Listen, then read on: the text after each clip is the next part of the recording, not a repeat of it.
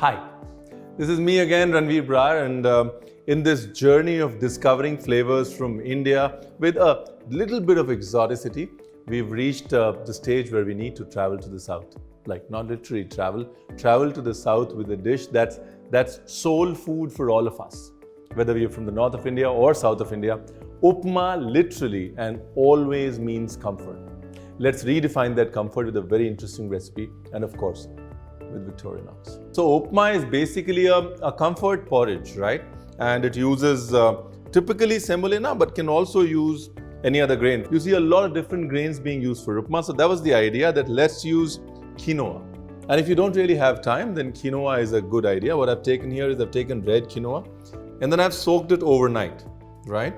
So we'll just tip and tail our beans. So I'm using the smaller Victorinox office knife for it. Whenever you're working with your hands, use the smaller knife. You'll be in better control. Also work with the base of the knife. As you see, I'm just working with the bottom bit of the knife because the closer I am to the grip, the more in control I am, right?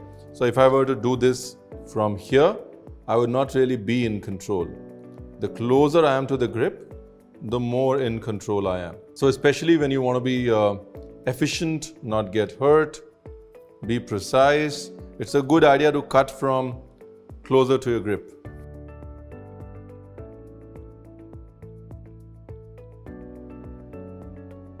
And like I said, as a basic rule, look at your vegetable, put it up against your knife and see if it will work or not. In this case, it will not, right? So I need to move to a bigger knife. Let me move to the carving knife.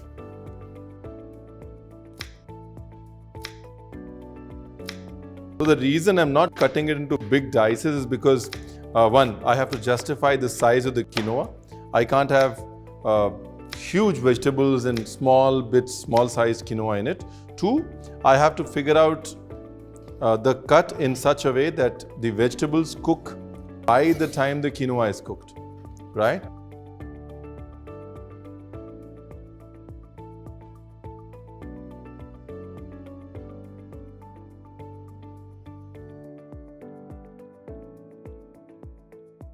Ghee. In my world, all good things start with ghee. Mustard seeds, let them pop. Curry leaves, ginger, shallots. Now we lightly sweat the shallots, don't brown them, but make sure the harshness goes away, right? Salt, a tad bit of turmeric, water, veggies, dunk all of them in. Tad bit of sugar to increase the sweetness of the carrots. And then we take the large onions, slice them and get ready for the stew.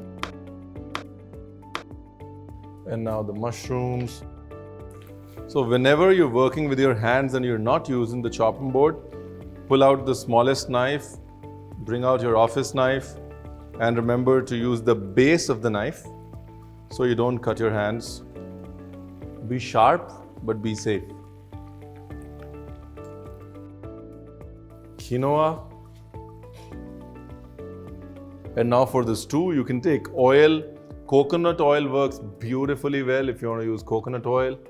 We start with mustard seeds again. And we put chana dal, urad dal. Let the lentils get nutty. And while you're at it, throw some curry leaf in. Now it's time to add the ginger, green chilies, onions, salt. So you got to get your onions to this light pink color and in go the mushrooms. I'm going to add a tad bit, just a tad bit of turmeric. Coconut milk, vegetable stock or water. That's it. Our job's done. Now let the fire do its bit. Just give it some time, allow it to soak up all the water, but don't make it mushy. Leave some texture. The beauty of red quinoa is the texture of it, the bite that it has. Here goes our quinoa upma.